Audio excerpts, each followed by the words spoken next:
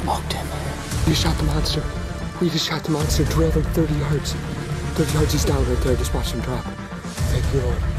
That's how we do it. Slowly draw outdoors, baby.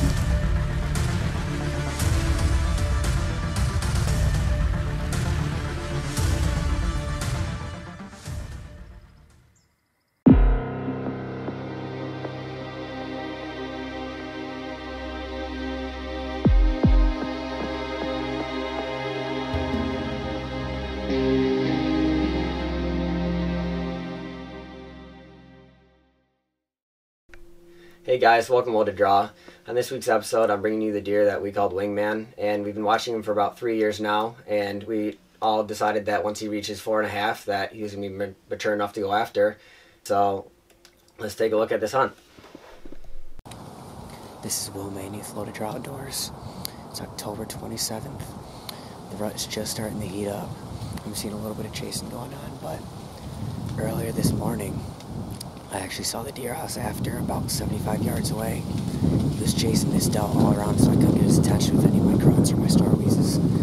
So he ended up just walking away, but now I'm back in here for the afternoon hunt, and I'm feeling good about it. I think I'll be able to, hopefully he'll come in at some point today.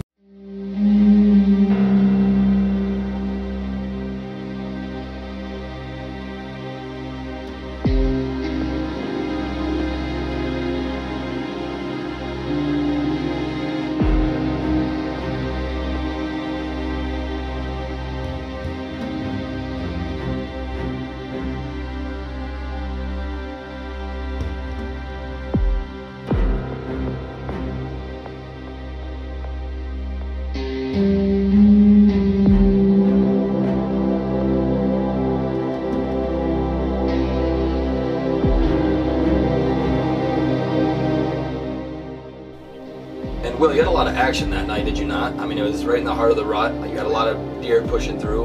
You even actually had an encounter with flatline that we've been keeping an eye on, young deer that's got a lot of potential, right? Yeah, and right once Flatline walked off to my right, I looked over to my left, and there was Wingman standing right there at 30 yards.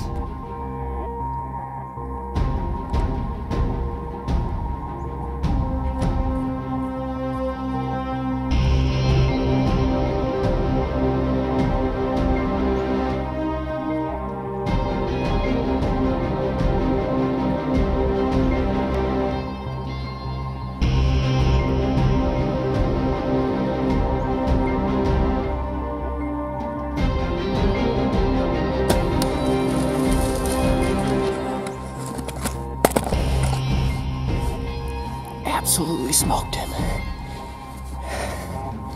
October 27th. It's about 6:30. He came in chasing some does. The doe came in. I was able to shoot him, smoked him. I saw blood fly out everywhere. Let's go. So Cole and I were in Missouri at the time that Will shot this buck Wingman.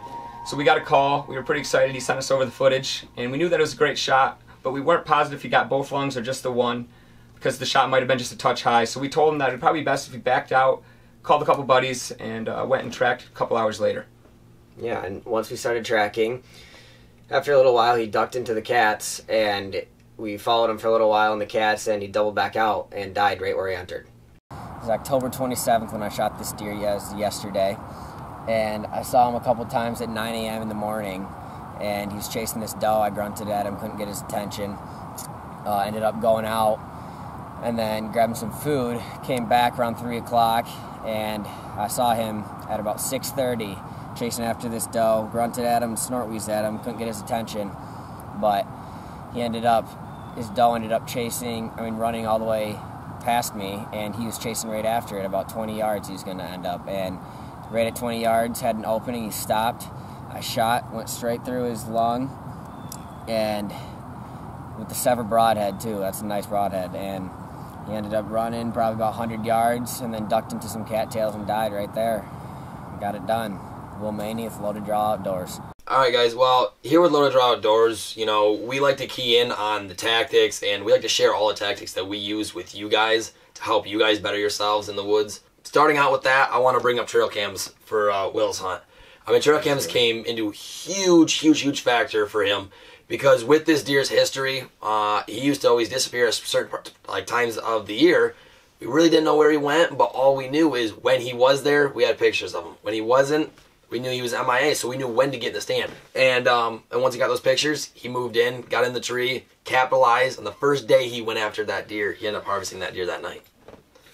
Absolutely. Yeah, I think also, though, another one of the biggest points was my access point. I had to. Yeah. It's urban, so it's not like I can go trampling around everywhere I want. So I went down this big old hill that goes straight to the right of basically where I was, and I looped around right behind my tree stand and got up there and... You stayed away from... Yeah, the wind played a big factor in that, too. Yeah, so I took the path that I knew would be the best to not spook him out of his spot so that I'd be able to see him later. Definitely. Yeah. Well, mine's not so much a tactic, but just a big key that played a factor into the success of that hunt.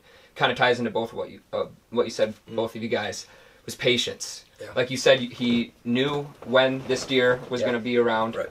He waited. He didn't pressure the woods too much, especially like I said, when we're dealing with urban areas.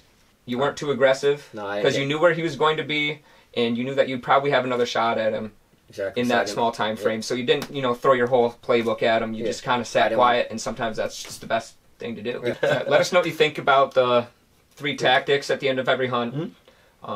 It's not like we're trying to school you. We're all here to learn more. No one knows everything. If they say they do, then they're lying. So There's always more to learn when it comes to hunting. Yeah. So comment. Let us know what you think.